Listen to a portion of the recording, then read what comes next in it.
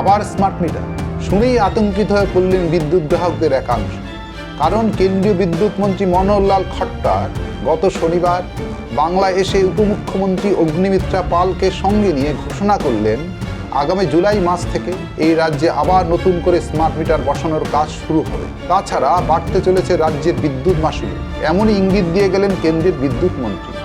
এই ঘোষণার মধ্য দিয়ে গত বছর ঠিক এই সময়ে জোর করে গেরস্তের বাড়ি, ছোট ক্ষুদ্র শিল্পে স্মার্ট মিটার বসানোর দুর্বিষহ স্মৃতি গ্রাহকের মনে আবার উস্কে দিল।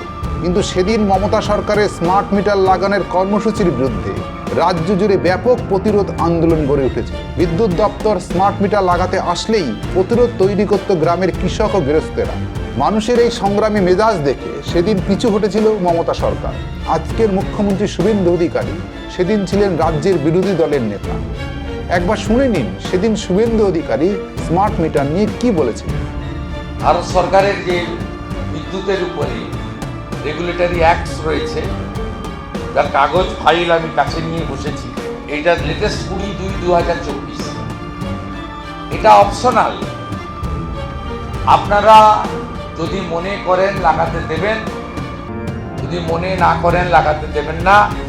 যিনি মনে করছেন লাগাতে দেবেন না, ধার ধাক্কা মেরে বাড়ি থেকে এই এজেন্সিকে বের করে দেবেন। এতে আপনাকে 12 মাসের বদলে 13 মাসের বিল দিতে হবে। আমরা নিশ্চয়ই এই বেআইনি কাজকে সমর্থন করি না, করব না। তারপরে স্মার্ট মিটারের নামে মানুষের উপরে এই অর্থনৈতিক বোঝা চাপিয়ে আপনাদের যে রাজ্যের দৈন্য দশা, এই দৈন্য দশা মেটানোর চেষ্টা করব। কিন্তু ক্ষমতায় বসতে না বসতেই স্মার্ট মিটার নিয়ে এমন অবস্থান বদল হলো কি করে? বিজেপির নির্বাচনী প্রতিশ্রুতি ছিল বিজেপি রাজ্যের ক্ষমতায় এলে গরিবদের 200 ইউনিট পর্যন্ত বিনামূল্যে বিদ্যুৎ দেবে, আর কৃষকরা পুরো বিদ্যুৎ পাবে বিনামূল্যে। এছাড়া বিজেপি ক্ষমতায় বসেই রাজ্যের বিদ্যুৎ মাশুলও কমিয়ে দেবে, এমন প্রতিশ্রুতিও সেদিন তারা দিয়েছিল। ফলে কেন্দ্রীয় মন্ত্রীর স্মার্ট মিটার লাগানোর ঘোষণার পর বিজেপির ভোট প্রতিশ্রুতিও আজ প্রশ্নের মুখে পড়েছে। এবার এক এক করে দেখে নেওয়া যাক ঠিক কি কি কারণে স্মার্ট মিটারকে গ্রাহকরা এত ভয়ের চোখে দেখছে। প্রথম কথা হচ্ছে, স্মার্ট মিটার কিন্তু নর্মাল ডিজিটাল মিটারের মতো পোস্টপেড নয়। আসলে এটা প্রিপেড মিটার, অর্থাৎ মোবাইল ফোনের মতো একে আগে রিচার্জ করতে হয়। এই স্মার্ট প্রিপেড মিটারে আগে টাকা জমা দিতে হবে, তারপর মিলবে বিদ্যুৎ পরিষেবা।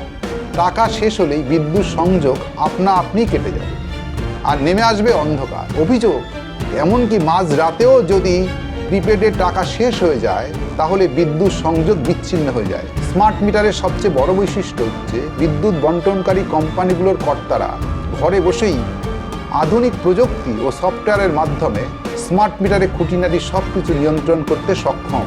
ফলে গ্রাহকদের বাড়ি বাড়ি গিয়ে মিটার রিডিং নেওয়ার আর প্রয়োজন পড়ে না।